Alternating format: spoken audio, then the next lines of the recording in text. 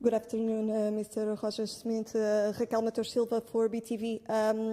My question is, what can we expect of this comeback with Famalicão for the Portuguese Cup after the international break? Thank you. Yeah, first of all, we are happy to play again, and to be very honest, I'm also very happy that this phase with the three national team breaks is over, because I think it's very demanding for everybody, and especially for the players. If you always play 3 weeks, then you go 2 weeks to the national team, then 3 weeks again, and this schedule for 3 times. So I'm happy now we can 100% focus on Benfica until March. So now the next months we are only playing here, and I think it's good for us to get to create a good flow and to develop, to improve. So that's very good. And now we have the first match after the last national team break this year, and it's a cup match. So we are happy that we play at home, but we also know that we play against a very good opponent. I think they play a good season, very compact, very disciplined, tactical-wise. They haven't conceded a lot of goals, so dangerous in the attacking. So, and it's a cup match. So cup match, they always have special stories, but of course we have big goals in the cup, so we want to win the cup this season, and we are ready to fight tomorrow to promote the next round.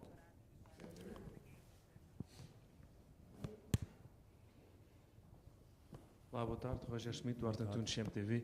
Eu lhe perguntar, tendo em conta a exibição do João Neves também no derby, se acha que foi um erro colocá-lo na posição de lateral, e se ainda há hipótese para lateral, se ainda cabe nas suas opções para lateral. Obrigado. Can you translate, please?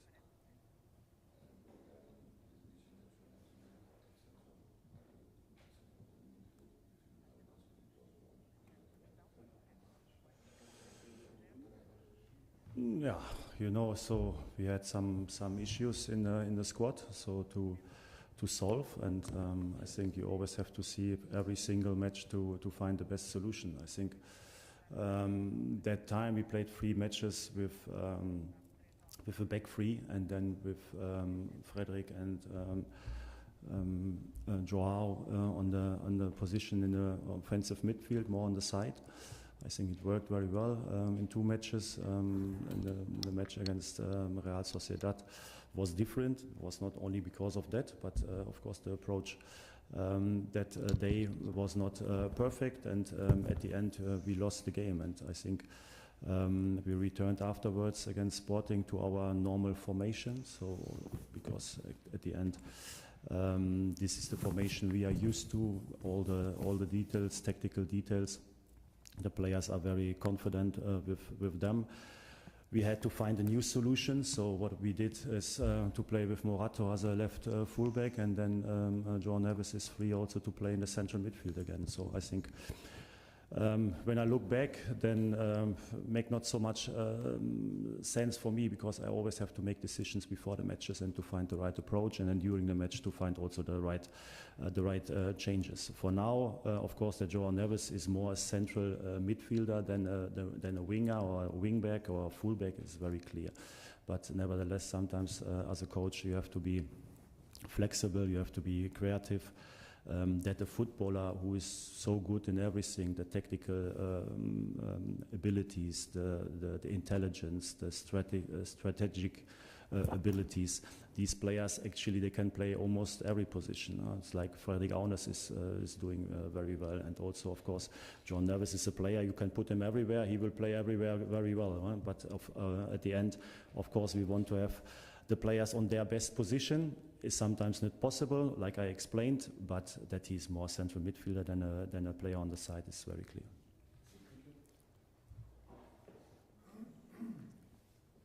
Olá, boa tarde, Mr. Roger Schmidt.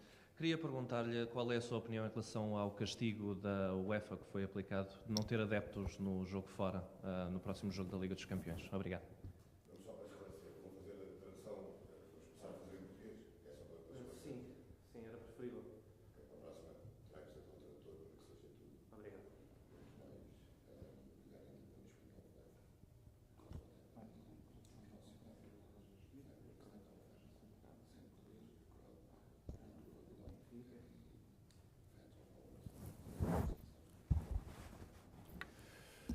Yeah, it's not good. Of course, we already played one away match without fans in Inter Milan.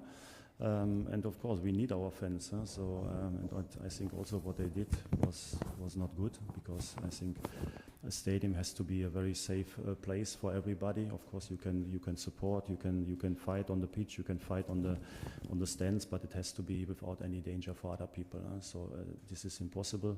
What happened there, and so that we get punished, and also all our supporters get punished because of a few who did that, is not good, and makes it, of course, more difficult in Salzburg. Mister, boa tarde, Rafael Duarte, Sport TV. Na última temporada deixou duras críticas ao vídeo-árbitro, disse que não faz sentido no futebol, disse que até podiam mesmo terminar com o vídeo-árbitro no futebol. A minha pergunta é, tendo em conta que o vídeo-árbitro foi decisivo no sentido em que validou um golo que seria invalidado, se muda a sua opinião nesse sentido? Obrigado. Eu não sou tradutor, por isso, se querem fazer assim, vai ser difícil fazer declarar tudo. Eu vou tentar expressar. Eu não sou tradutor, não é esse. A próxima vez, se quiser informar antecipadamente, acho que é escusado este jogo. Se quiser, não há problema nenhum, nós temos, como fazemos na Liga dos Campeões, providenciamos tradução em português, inglês, alemão, mais algum outro idioma que seja necessário.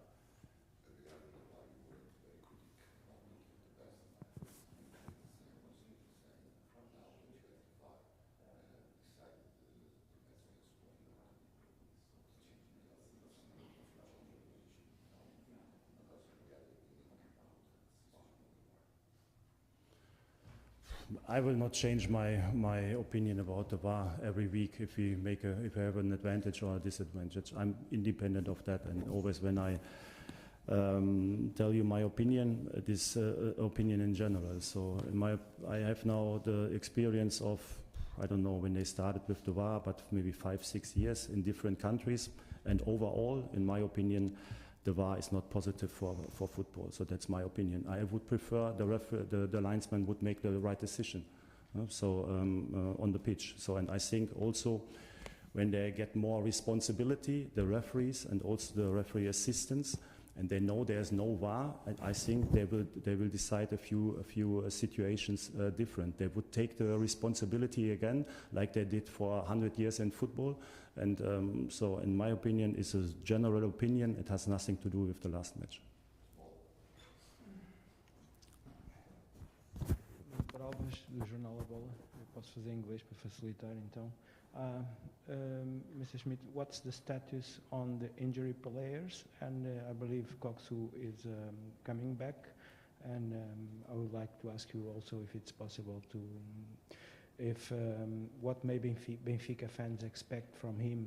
Do you think he delivered on his full potential?